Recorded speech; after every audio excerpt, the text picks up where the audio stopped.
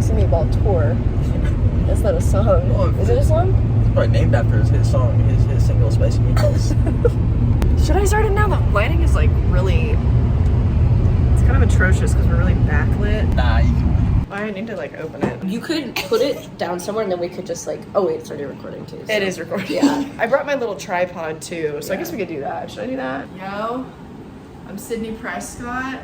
I'm Tatum Riley. And this is our first drink. Cheers.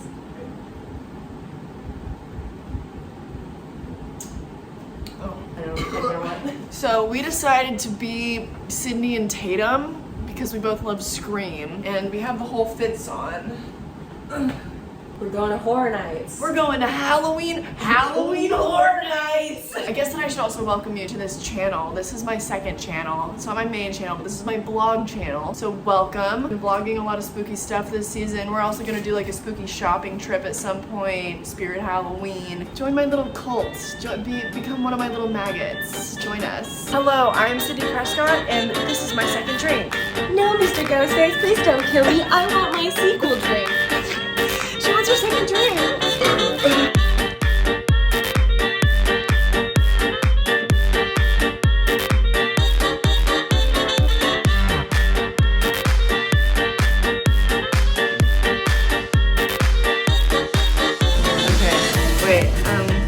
Oh yeah, did you already get the close-up on this?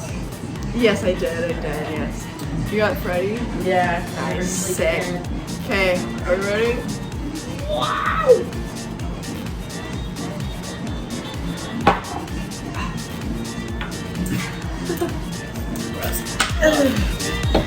Salud. Salud.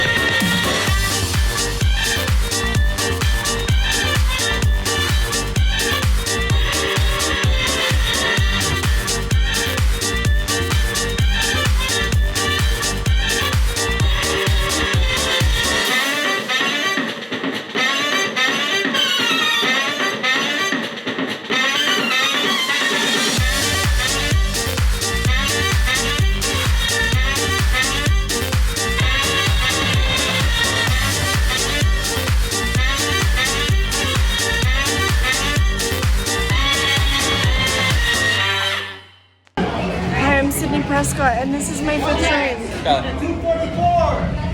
1-244, 4-170.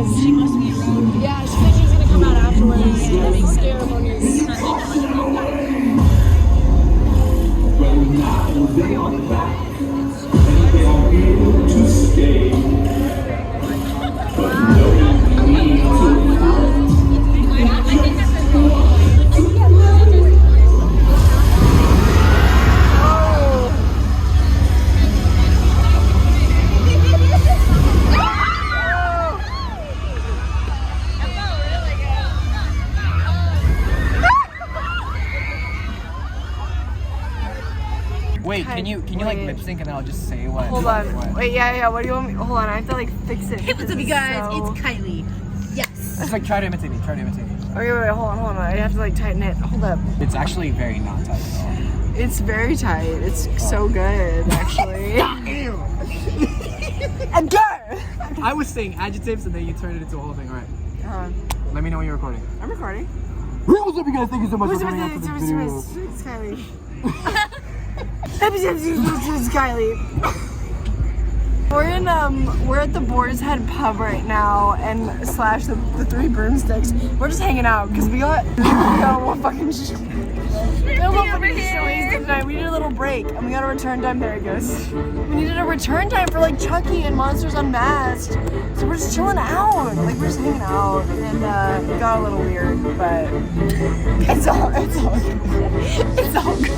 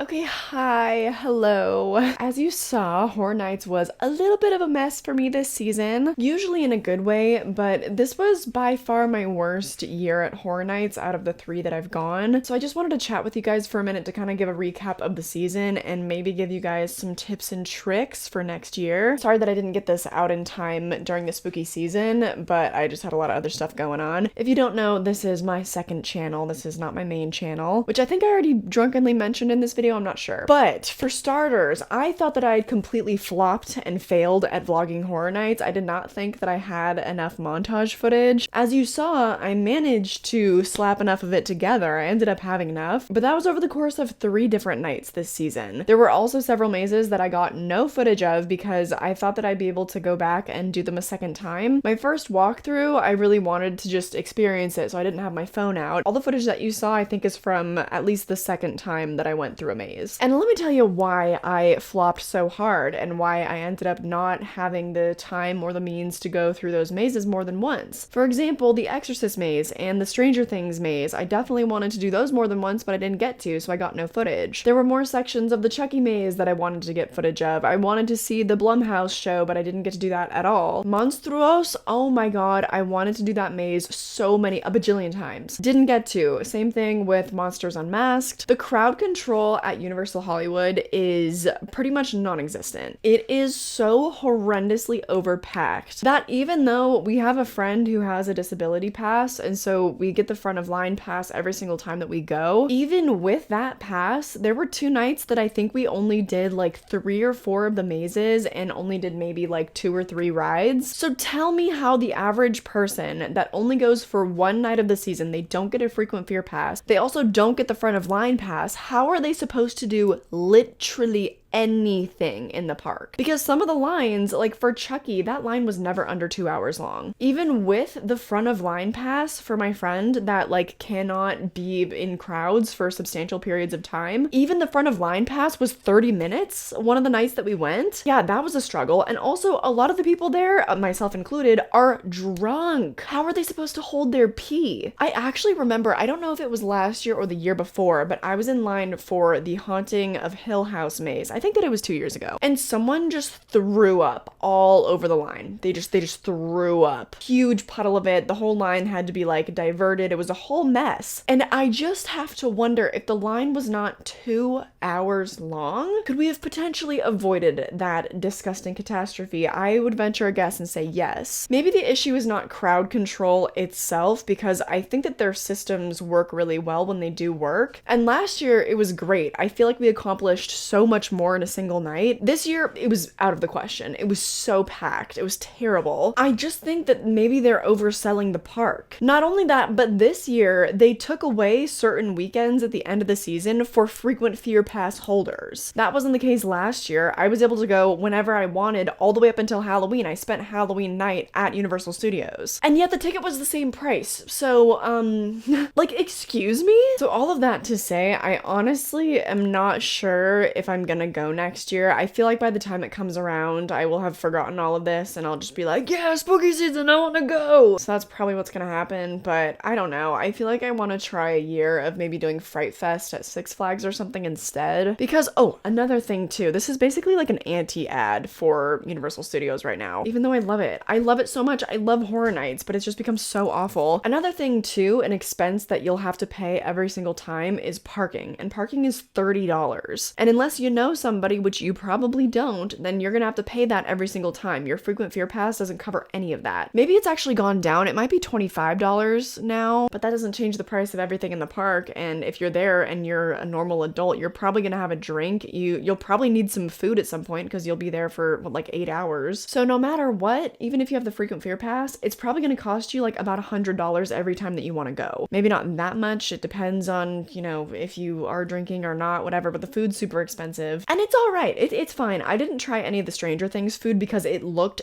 disgusting, but the Chucky burger that I got was delicious, but it was so stupid. Like, I don't know how they dare call it a Chucky burger when all they did was just put a stitch on the bun. Like, come on. Luckily, I have a friend that lives like literally a mile away from Universal Studios, and so you saw like there was a little clip of us walking and then taking the tram, which I highly recommend. If you don't want to pay that much for parking, then find somewhere in Hollywood to park, like down in West Hollywood, and then take the tram up to the Universal City Walk. The tram is free. You don't even have to pay like $2 for a bus or something. The tram is free. Granted, you have to like get all the way to the bottom of the hill from wherever you want to park, so there's that. At that rate, maybe you consider it worth it to walk the half-mile up the steep hill. I personally don't, because the tram is free, and I think it comes like every 15 minutes or something like that, maybe every 20. And then you get to go through the city walk, and if you have to stop by the bathroom first, then that's great. You can do that before you get in line to go in the park. And I used to recommend showing up a little bit later, unless you want to get there like super early to be at the front of the early pass line, because the gates open, I think at 6:30 it was this year, to get into the park for Horror Nights, but the lines are insane. So we showed up on the last day, I think around like 8 p.m., and all those crazy lines were gone. Like, there was no line to get into the park, but then that shaves off like an hour and a half or 2 hours that you would have had in the park. And by that time, yeah, a lot of the lines are longer, and so we really struggled. But I think that that's bullshit, because sometimes in the park too, like after 11 p.m., they advertise like, oh, you can get the front of line pass at a discounted rate, or I don't even know, maybe it's not even discounted, but they just like advertise that you can purchase it after 11 p.m. It's just so fucking insidious, because you know that so many people are like, this is our only night to be here, and like we're not gonna get to do anything unless we have the front of line pass. So they'll buy it. It's just so, it's fucking sinister. I think it's awful. So I'm telling you this up front now. Your best bet is probably to get the front of line pass. And yeah, it's expensive, and I'm sure that a lot of you don't have a friend with a disability that's like trying to go to Horror Nights, in which case that front of line pass is free. But at this rate, I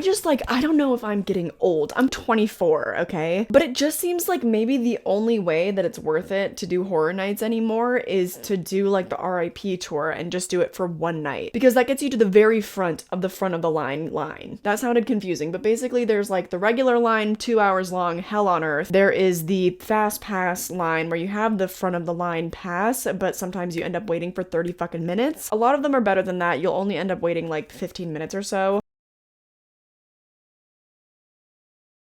But the RIP tour, as I understand it, gets you to the front of everything. And that goes for everything in the park. So you have more than enough time to do all of the mazes and all of the rides in a single night. Plus there's some deal with alcohol. I think you still have to pay for the drinks, but you get access to this like exclusive little bar. So then in that way you also like don't have to wait in line for drinks and stuff. But that costs, I think, over $500. And I don't know. I don't know if I'm gonna do Horror Nights next year. I don't know. Because yeah, that sounds great and all, but I don't know if I want to cough up like a $500 just to do that. I need to look into it more. Maybe by next year I'll be making more money and that will seem worth it. But like, God, that sounds terrible. I think a ticket from LAX to London is cheaper than that. I guess my main conclusion is just that Universal Studios is out of its goddamn mind. You saw some of the videos and I know that they're not that high quality. Hopefully next year I can invest in like a better vlog camera. It's just the cameras that I use. Obviously this one is like a cinema camera, way too big, and then I have my other Canon, but that's also too big as well. So I'm sorry the footage wasn't that great, but from what you saw, did the production design look out of this world? Maybe it looked kind of cool because like, you know, I'm alright at editing, but like the Chucky maze, I love Chucky to death. It wasn't even worth waiting 30 minutes for, let alone waiting over 2 hours for. You're in the maze for less than 5 minutes. A lot of the time they overcrowd it, so you're in there with way too many people for it to be scary at all. And so I can only imagine the people that are only there for one night. They waited 2 hours, they're all excited, they go into the maze, their first maze maybe, and they're in there for like 3 minutes and it's stuffy and they don't even get scared or anything and the production value is super low. I'd be pissed. I am pissed, and I'm not even that person. I just feel so much for all of those people. And if you follow my main channel, you know how much of a horror hound I am. You know how much I love haunts. I love haunt movies too. I don't think that it's a lack of my love for doing this kind of thing because I adore it. I love all these type of spooky events. So no one is gonna make me think that I'm crazy for this. Yes, if you haven't noticed by now, if you watched my Disneyland vlog, I don't wait in lines. Unfortunately, from a very young age, we have always had friends at Disneyland that could like get us the Club 33 passes. So I guess I just never like learned that struggle, but I also think that struggle is stupid. It's so hard on your body. You get nothing done and you spent so much money to be there. Are Disneyland and Universal just rip-offs? Like, I don't know, because sometimes the production value definitely feels worth it. Like when I was a kid, and obviously when you're a kid, stuff is a lot more magical, I just felt like things flowed so much better. Is it because we're in the age of influencing? I don't know. That more people have found out about the parks somehow, or like somehow it's more accessible. I don't know. It seems a lot less accessible to me because like, have you compared the prices of Disneyland tickets now versus like 20 years ago? It would be more than worth it to me, and the production value would be more than worth it to me if there just were fewer crowds. I think they're overselling the parks. I don't know what it is, but I'd be willing to spend like, I don't know, $50 more on my annual ticket if there was legitimate crowd control and if you could reasonably get through everything without having a fast pass. Is that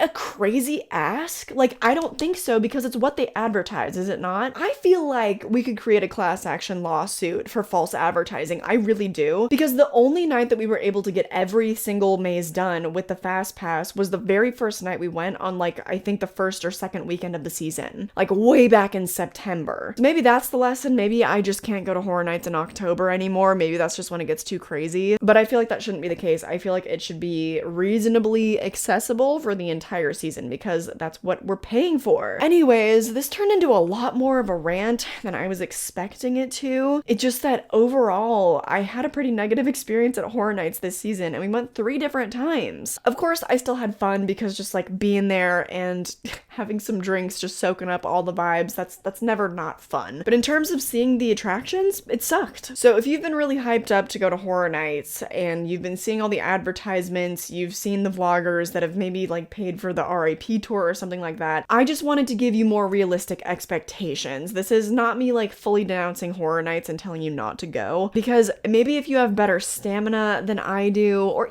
but I stayed till 2 a.m. on 2 of the nights I was there. I was there for like the full time, and I still was just, we were flopping at trying to get things done. I don't think it's a stamina issue, actually. Maybe this is an anti-endorsement. I don't know. Universal just really needs to make good on this. Like, I just don't know if I'm gonna go next year. I don't know. I'm sorry that this was such a negative video. I'm sorry. I know it probably looked like we were having a blast, but it was exhausting. When you're keeping it pushing and you can actually like do all the mazes and do all the rides, then it keeps your energy up. But oh my god, yeah. I don't know. Maybe I'm just too old for this shit. Anyways, I hope that you enjoyed this video nonetheless. If you see these names scrolling on screen, these are my patrons. They are the reason why I'm afforded the time to like go back and edit and put together all my vlog channel videos at the moment, because this channel is not monetized yet, but we're getting there. We are getting there. I just literally couldn't do this work without them. They supplement the income that I am not receiving by producing these videos. As a thank you to them, I do post 4 to 6 bonus videos over there every single month. The last video that I posted was a ranking of the Hell House LLC franchise, because the new movie just came out, so it kind of doubled as a review for the brand new movie. And it was spoiler free because I know a lot of people haven't seen all the movies of that franchise, but I also do some reviews over there. My dad and I did like a spoiler filled review of The Nightmare Before Christmas on Halloween. Just lots of fun bonus content over there. Also, of course, check out my main channel. That's where all my horror movie reviews and deep dives go. It's where I do all my live streaming, so of course that is linked down below. You can follow me. Join my cult. Become one of my little children. More than anything though, I just hope that you enjoyed this video, and I hope I catch you in the next one. Bye!